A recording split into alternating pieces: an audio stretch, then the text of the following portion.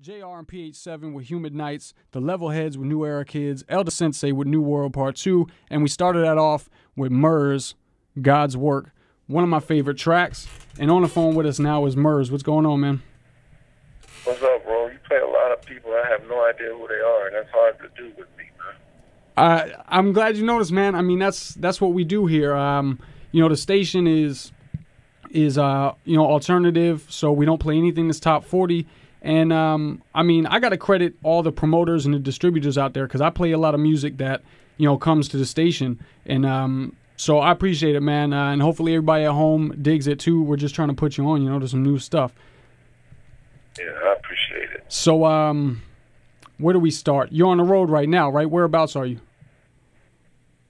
Somewhere between Pensacola and Jacksonville. Okay. So you're on the Road to Paid Dues tour, and you're going to be in Miami on Monday. Man, I'm all over the place right now. You're going to be in Miami on Friday with Fashawn and as well as some other guests. But let me talk about that. Fashawn and you had a new album, My Generation, right? Yes, This Generation. This Generation. Down Records. Okay, pardon me. You want to tell us a little bit about that? We've been playing the single /Gordon here on the station for a few months. So tell us a little bit about that album. Came out in September. Me and Fash have been touring. We did Rock the Bells in the summer, and did a lot of European dates in the winter. And now we're doing the United States, and then we're going to do Brazil and Australia as soon as we finish this. So we've been working real hard because we love the record. It's produced by these guys out of Minnesota named Nick and K Salam. And, man, it's just been, I don't know. It's been a pleasure to work with Fashawn on it. I don't know how many people are familiar with him. Double XL freshman at one time, and he works with Exile out of LA, and a lot of the Dilated crew, things like that. And so for us, two kids from California to get together and do a record, I think it meant a lot for our genre on the West Coast. For those of us, I don't know, we're more the traditional kind of cats, like, rapping over samples and things like that. And the more, I guess, the backpack West Coast crowd. So I think it was good to get with a like-minded individual. He's younger and such a great rapper. It was good for me to learn from him. But it was fun, man, and definitely a new sound. That's what beat Nick and K Salam. They don't use any samples and a lot of live instruments. But yeah, I enjoy it. And more than anything, I enjoy performing it. So if people can make it out to the show at the stage this Friday, I think I know that it comes across amazingly well live. Okay, so that's an interesting observation. I don't know if all artists I've ever talked to, anyone has described their music that way, that it's good to perform, that it comes across that way. So that's very cool. And we've got a pair of tickets just to let the listeners know. We got 2 pairs of tickets we'll give away later after we talk to Murs here. So stay tuned for that as well. And so you got this album with Fashawn. And I know in the past several times you've worked on albums exclusively with Ninth Wonder. Can you talk to me a little bit, and I've been asking a lot of artists this lately, talk to me a little bit about the trend of MCs going back to working with one producer, like it used to be, way back in the day now, and you and Ninth Wonder link up. I don't know, there's a lot of people I can mention offhand, but just tell me about that a little bit and the benefit and what you get out of working like that. It has one continuous sound. There's a lot of continuity. If you look at other arts, usually, you're not going to find somebody that's going to paint on a sculpture or 2 or 3 different directors in one movie. And a mentor of mine named John Liu told me that when I started working on records and putting out albums in stores, he said, he works at a record store, he knows everything about hip-hop. He's like, some of the greatest hip-hop albums, everything except for Ready to Die and Illmatic, have been produced by one person. If you look at Outkast, it's one team. You look at De La Soul, it was just Prince Paul in the beginning stages. Q-Tip did a lot of the, early Tribe albums. And one of my favorite albums ever is Q-Tip Amplified. He did that all. Him and JD. So when you have one team or one person, it just creates a better feel for that moment. I've always just dug the sound, and me and Ninth have been friends for quite some time. So as you continue to work together, it only grows. You know, if it's right, just like, you know, being with the same person over time.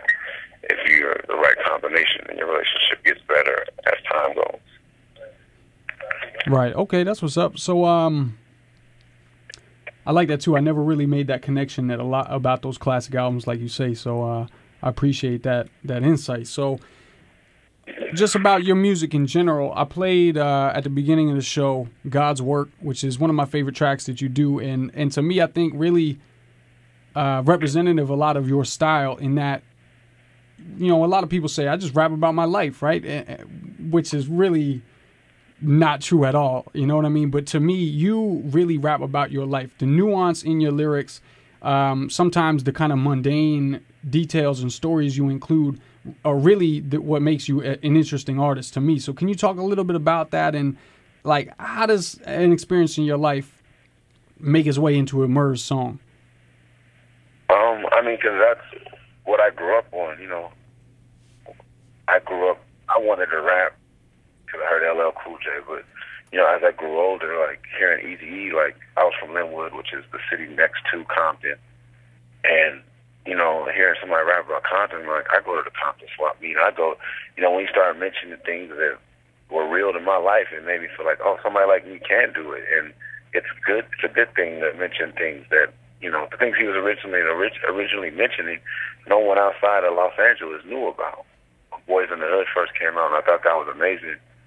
And I think that it's kind of a discredit to pioneers like Eazy and things like that when people now just fabricate or dwell on 1 4-year portion of their life in order to do to produce records for 15 years. But for me, I always thought, well, Eazy was special because he was unique and he was telling his story, or Ice Cube's story because he was writing it, whatever it may be. But I feel like I just tell my story because I know there's people who could relate, and everyone else in rap kind of makes it easy for me to sit down when I write because no one's talking about what I talk about. I think someone has to be the voice of the common man. I feel like I'm more probably country rap, because if you listen to country music, which I just started doing, but they just talk about regular stuff, and I think it's dope. Okay, say that. All right, let me ask you this. Couple more questions before we wrap it up. What are you listening to lately? Wow, that's a good question. You can say yourself. It's all good. Well, yeah, I've been listening to a lot of myself because I'm mastering a new record. But, man, I can't really say. What I've been wanting to listen to is the new Trinidad James record. I've been wanting to listen to this new kid named Joey Fats out of L.A. from a group called the Cutthroat Boys. These are things I have on my iTunes of being in a van with people you don't get much chance to listen to anything. And so I guess before my wife and I just adopted a son. He was 2 days old, so the day he was born, I had to go buy a bunch of records and diapers. So I bought, I think, Macklemore, POS, Kendrick Lamar, and J. Cole. So I'm kind of stuck on those. And my son and the new Bad Brains record. My son is a big fan of Bad Brains and Kendrick Lamar, I think. Okay. Well, hey, congratulations on the adoption, yo. That's cool. That's very cool.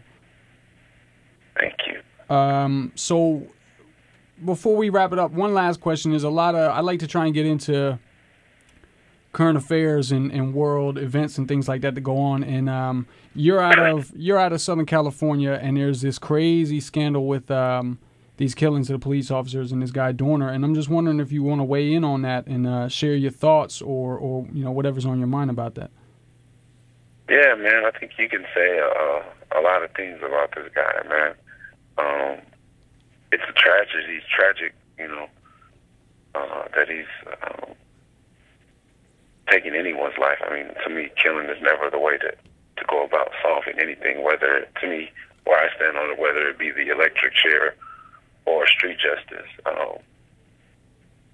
This is not the way to go about anything, but my mother and I were talking, and my little brother, we all grew up in Los Angeles, and it was only a matter of time. I was just in New York and we were shooting a music video out in the streets, and near the projects, and the police were so cool.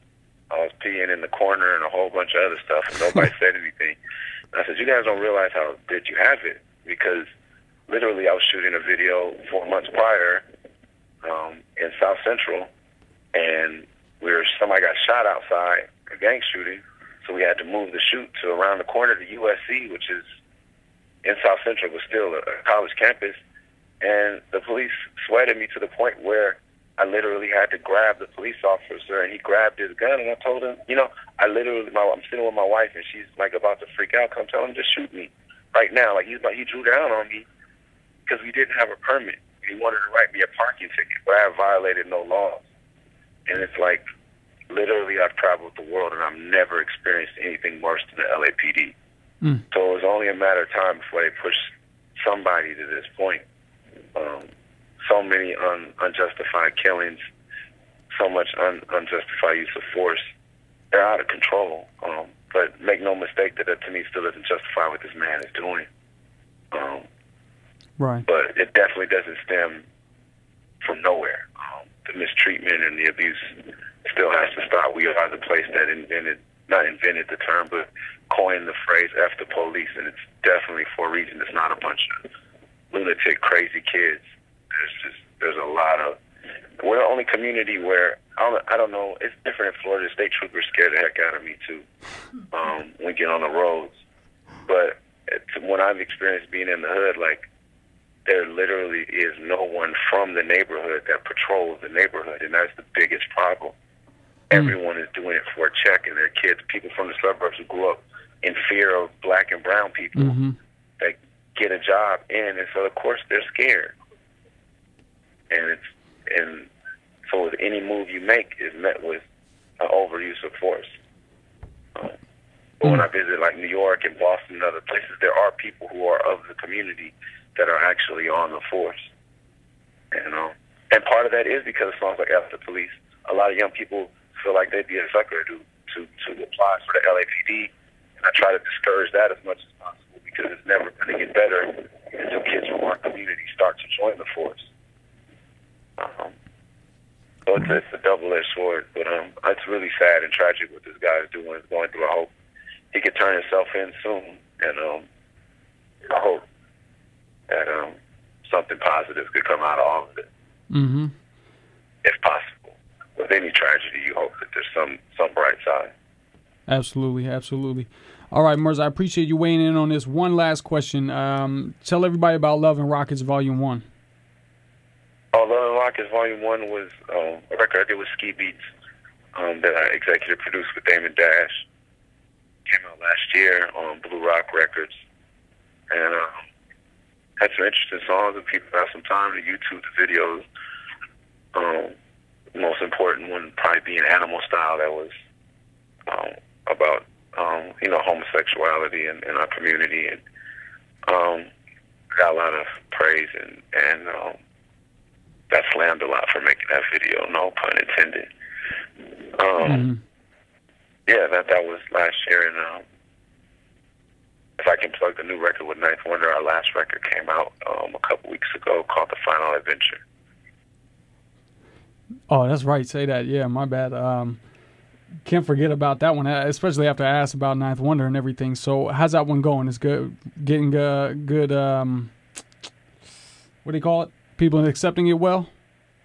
I think so, man. It kind of rolled out there. But, yeah, I'm glad to bring that era to a close on a positive note. We got a couple of videos and whatnot coming for it, so to raise awareness. But we'll be doing a couple of songs off of that record as well Friday night on the stage. Okay, Murs, that's what's up. So you heard it, Murs and Ninth Wonder, The Final Adventure, Murs and Fashawn, This Generation.